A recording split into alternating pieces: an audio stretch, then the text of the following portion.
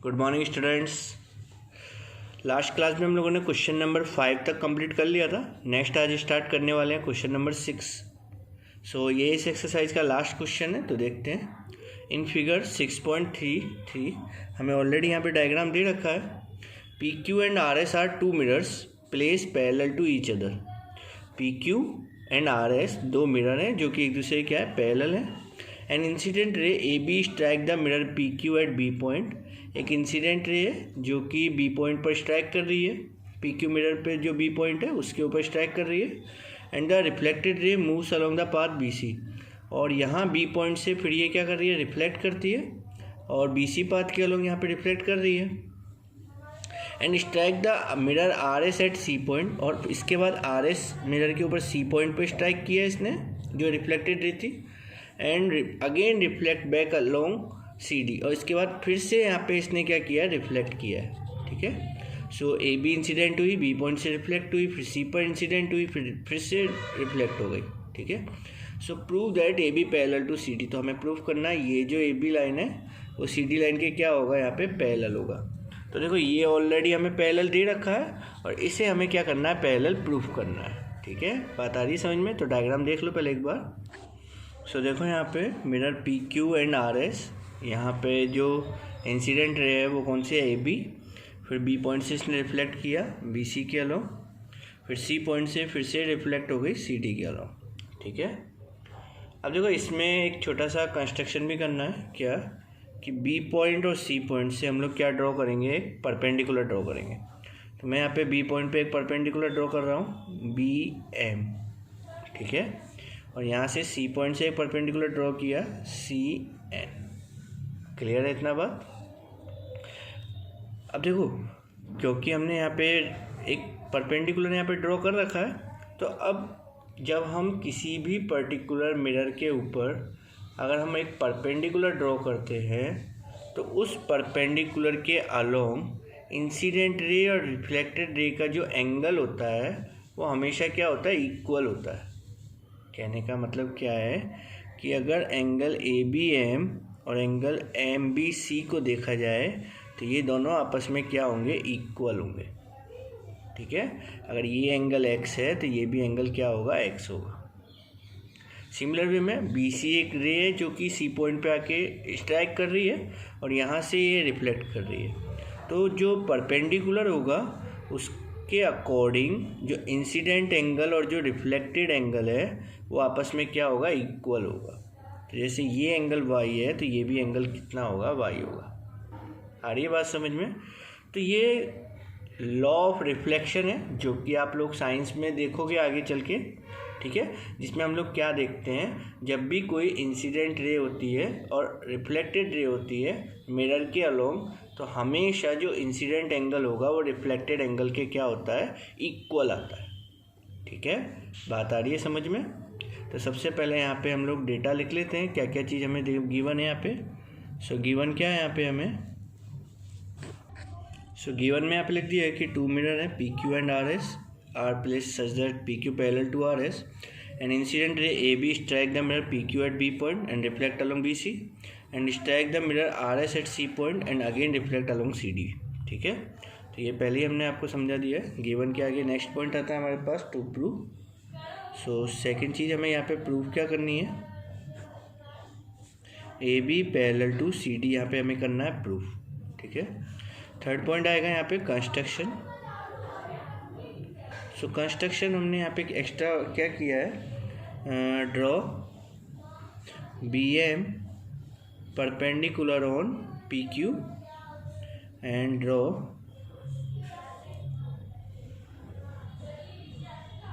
C N perpendicular to R S. ठीक है, ये दोनों चीज़ हमने यहाँ पे एक्स्ट्रा की है। लास्ट पॉइंट आता है यहाँ पे प्रूफ। तो प्रूफ देखते हैं यहाँ पे आगे। सो देखो यहाँ पे हमें करना क्या है कि ए बी को सी डी के क्या करना है, पैरेलल प्रूफ करना है। और दो लाइन पैरेलल कब प्रूफ हो सकती हैं, जब उनकी जो ट्रांसवर्सल लाइन है उसके अलोंग अल्टरनेट इंटीरियर एंगल्स आपस में अगर इक्वल आ जाए। ठीक है ना, तो उस केस में हम उसे क्या कहेंगे, दोनों लाइन आपस में भी क्या होगी, पैरेलल होगी। ठीक है, सो अल्टीमेटली देखा जाए तो हमें करना क्या है इस जगह पे कि एंगल ए बी सी को इक्वल प्रूफ करना है बी सी डी के, यानी कि जो ये पूरा एंगल है एक्स प्लस एक्स यानी कि 2x जो है वो y प्लस वाई यानी कि 2y के इक्वल प्रूफ करना है। और अगर हम लोग कर लेते हैं 2x equal to 2y, so automatic we can say by axiom is that A B will be parallel to C D, कि ए बी क्या हो जाएगा सी डी के क्या हो जाएगा पैरेलल हो जाएगा। तो देखो करेंगे कैसे। सबसे इम्पॉर्टेंट चीज़ यहाँ पे क्या दे रखी है हमें, P Q mirror R S के क्या है यहाँ पे पैरेलल है, P Q mirror R S के क्या दे रखा है पैरेलल दे रखा है। और एक चीज़ यहाँ पे समझने वाली है क्या कि दो पैरेलल लाइन के ऊपर जो परपेंडिकुलर होता है वो भी आपस में क्या होता है पैरेलल ही होता है। ठीक है, कि अगर दो पैरेलल लाइन हमें गिवन है और उन दो पैरेलल लाइन के ऊपर अगर परपेंडिकुलर अगर ड्रॉ किया गया है तो वो भी आपस में क्या निकलेगा पैरेलल ही निकलेगा। तो देखो B M perpendicular on P Q, C N perpendicular on R S and P Q is parallel to R S, so B M parallel to C N. ठीक है, तो बी एम आपस में सी एन की क्या हो जाएगा parallel हो जाएगा। क्लियर हुआ इतना बात। तो अब देखो बी एम जो है पैरेलल है सी एन के, बी एम जो है वो सी एन के पैरेलल है और बी सी यहाँ पे क्या आ रहा है एक ट्रांसवर्सल लाइन आ रहा है।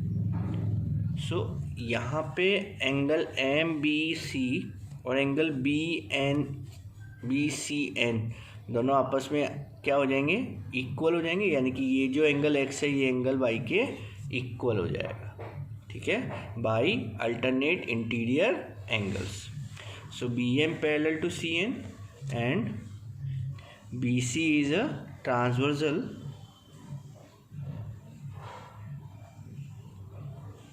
So angle M B C equal हो जाएगा एंगल बी सी एन के, यानी कि एक्स इक्वल हो जाएगा किसके वाई के, एंगल एक्स किसके इक्वल हो जाएगा वाई के इक्वल हो जाएगा। ठीक है, बात आ रही है समझ में। अब देखो angle X equal to Y है, एंगल एक्स इक्वल टू क्या है वाई है, और मैंने अभी भी बताया था जब x इक्वल टू वाई है और ये दोनों एंगल और ये दोनों एंगल आपस में क्या होंगे इक्वल होंगे बाय लॉ ऑफ रिफ्लेक्शन। तो इसे भी लिख देते हैं एक बार। तो देखो by law of reflection angle A B M equal होगा एंगल एम बी सी के, ये दोनों एंगल आपस में क्या होंगे इक्वल होंगे। इंसिडेंट एंगल जो होता है वो रिफ्लेक्टेड एंगल के इक्वल होता है। Similarly angle B C N equal होगा एंगल एन सी डी के, ये दोनों एंगल भी आपस में क्या हो जाएंगे यहाँ पे इक्वल हो जाएंगे because incident angle is equal to reflected angle. Clear है बात। So by law of reflection A B M equal to M B C equal to X and B C N equal to N C D equal to Y. Clear हो गया। By law of reflection incident angle is equal to reflected angle. अब क्योंकि हमें यहाँ पे x equal to Y given है, मतलब हमने अभी भी यहाँ पे निकाला था x इक्वल टू क्या है y है, सो 2x इक्वल टू क्या होगा 2y होगा। x इक्वल टू y है तो अगर दोनों साइड में अगर 2 का मल्टीप्लाई कर दिया जाए तो 2x इक्वल टू क्या हो गया 2y हो गया। अब 2x इक्वल टू एंगल देखो आप क्या है 2x एंगल क्या हो गया ए बी सी और 2y एंगल क्या हो गया बी सी डी। तो angle A B C equal हो गया एंगल बी सी डी के, और ये दोनों एंगल जो हैं वो दोनों आपस में क्या है अल्टरनेट इंटीरियर एंगल है। सो यहाँ पे अल्टरनेट इंटीरियर एंगल्स आर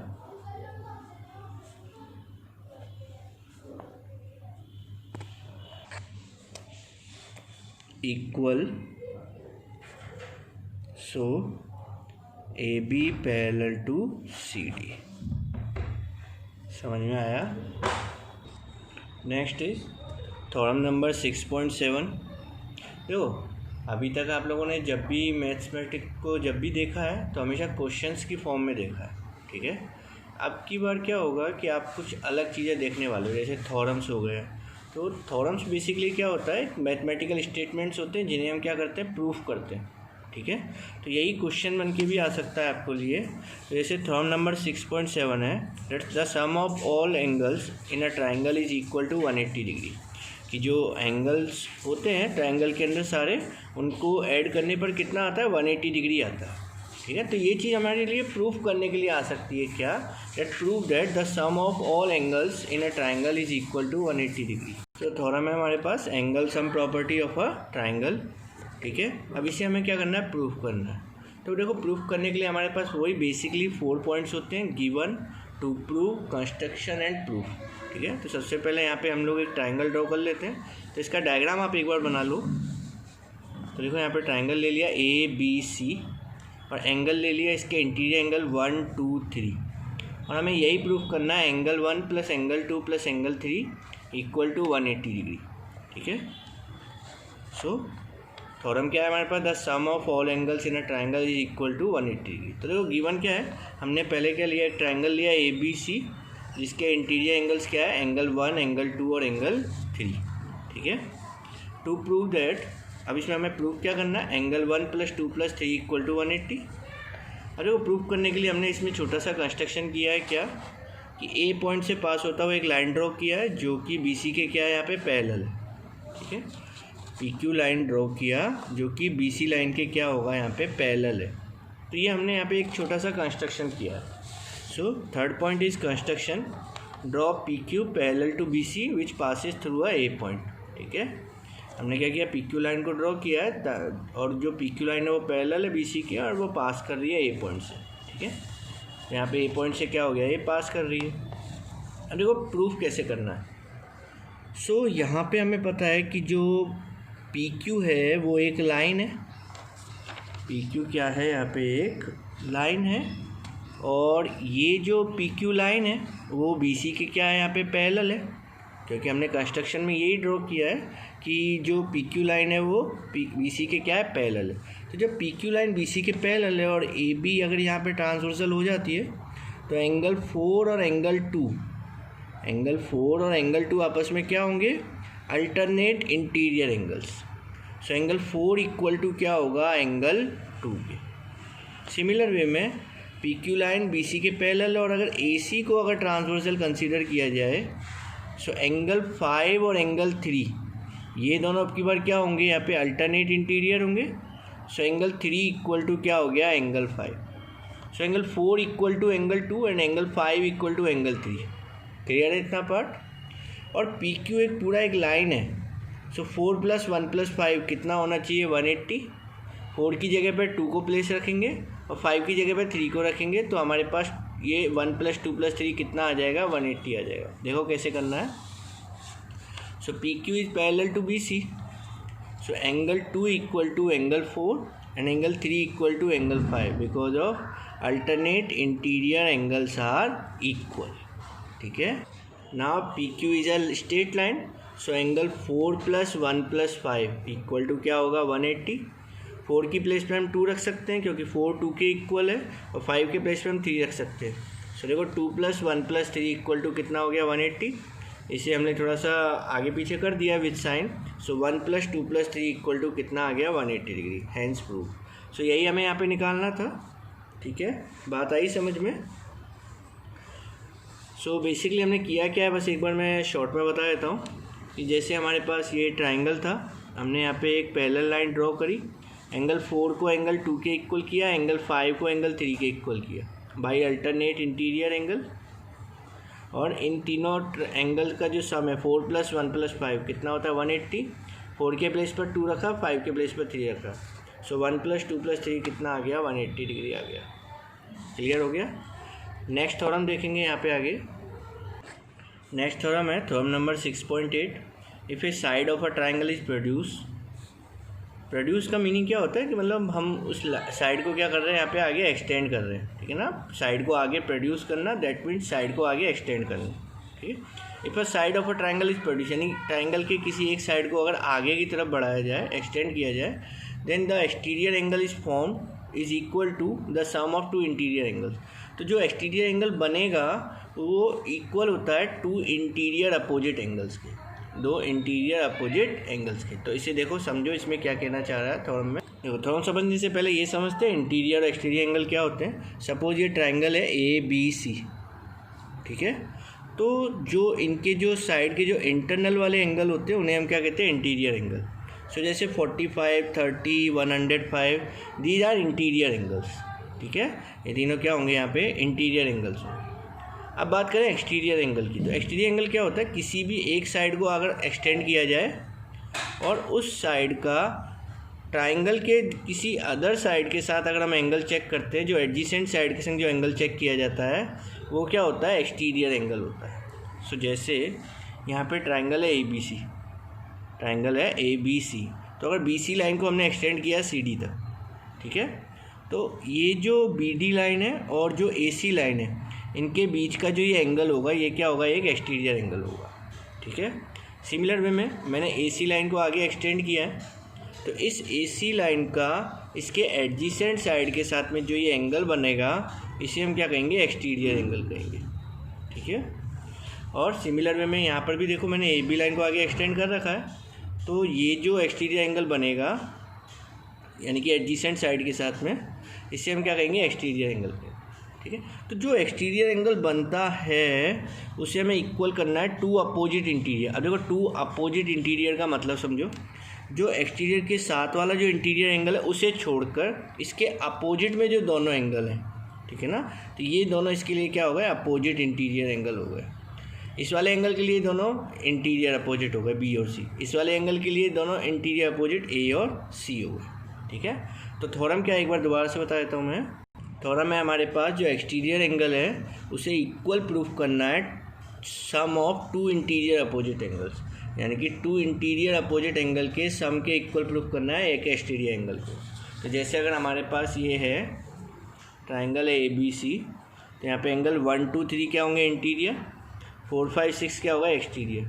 तो जैसे एंगल 4 जो एक्सटीरियर एंगल है उसे इक्वल करना है 1 + 2 के, 5 जो है उसे इक्वल करना है 2 + 3 के, 6 जो है उसे इक्वल करना है 1 + 3 के। तो ये हमें यहाँ पे क्या करना है, प्रूफ करना है। तो सबसे पहले डायग्राम ड्रॉ करो। सो देखो यहाँ पे हमने पहले एक डायग्राम ड्रॉ किया है ABC, ठीक है। इसमें एंगल 1, 2, 3 क्या है, इंटीरियर एंगल से, और 4, 5, 6 क्या है यहाँ पे, एक्सटीरियर एंगल है। और हमें यहाँ पे प्रूफ क्या करना है, to prove that, second point is to prove angle 4 is equal to 1 + 2, angle 5 is equal to 2 + 3 and angle 6 is equal to 1 + 3। तो ये हमें यहाँ पे प्रूफ करना है। तो देखो एक चीज़ को प्रूफ कर देंगे तो ऑटोमेटिकली सिमिलरली हम बाकियों के लिए भी ये बात कह सकते हैं। तो सबसे पहले तो आप लोग यहाँ पे ट्राइंगल ड्रॉ कर लो और इसके बाद इसका प्रूफ देखो। जो अब प्रूफ करने के लिए हम यूज ले रहे हैं एंगल सम प्रॉपर्टी का। So by angle sum property we know that the sum of all angles in a triangle is equal to 180 degree. जो ट्राइंगल के जो इंटीरियर एंगल्स का जो सम होता है, ऑल एंगल्स हमेशा याद रखना क्या कहता है यहाँ पे, इंटीरियर एंगल्स, ठीक है ना, sum of all interior angles, ठीक है। So sum of all interior angles in a triangle is equal to 180। So in this triangle ABC angle 1 + 2 + 3 equal to क्या होगा, 180 डिग्री हो जाएगा, ठीक है। इसे दे देते हैं equation number 1। So 1 + 2 + 3 equal to 180। और ध्यान से देखो अब यहाँ पे लाइन BCD एक स्ट्रेट लाइन है, तो क्योंकि स्ट्रेट लाइन है तो एंगल 3 + 4 इक्वल टू क्या होगा, 180 डिग्री बाय लीनियर पेयर। 3 + 4 क्या हो जाएगा, 180 degree by linear pair. So angle 3 + 4 equal to 180 degree by linear pair. Equation number 2 इसे दे दिया इक्वेशन नंबर 2। तो इक्वेशन नंबर 1 और इक्वेशन नंबर 2 को ध्यान से चेक कर लो, दोनों का राइट हैंड साइड इक्वल है तो ऑटोमेटिकली इनका लेफ्ट हैंड साइड भी आपस में क्या होगा, इक्वल होगा। सो बाई इक्वेशन नंबर 1 और 2 1 + 2 + 3 इक्वल हो जाएगा 3 + 4 के। सो 1 + 2 + 3 इक्वल हो गया 3 + 4। दोनों में एंगल 3 आ रहा है, दोनों को कट कर दिया, चाहो तो यहाँ ले जाके माइनस कर देना, बात सेम है। एंगल 3 से angle 3 cut, angle 1 + 2 equal to क्या आ गया, एंगल 4, ठीक है। सो यही हमें यहाँ पे प्रूफ भी करना था कि जो एक्सटीरियर एंगल 4 है वो दोनों अपोजिट इंटीरियर एंगल के सम के इक्वल है। So angle 4 equal to angle 1 + 2। Similarly we can say that 2 + 3 = 5, 1 + 3 = 6। I hope clear हो गया होगा आप लोगों को। सो ये थ्योरम नंबर 6.8 का प्रूफ था, इसे आप लोग कंप्लीट कर लेना। और एक और चीज़ काफ़ी इम्पोर्टेंट है, दोनों प्रूफ बहुत बार आते हैं मेन एग्ज़ाम में, ठीक है, तो इनकी अच्छे से प्रैक्टिस भी कर लेना। Thank you very much.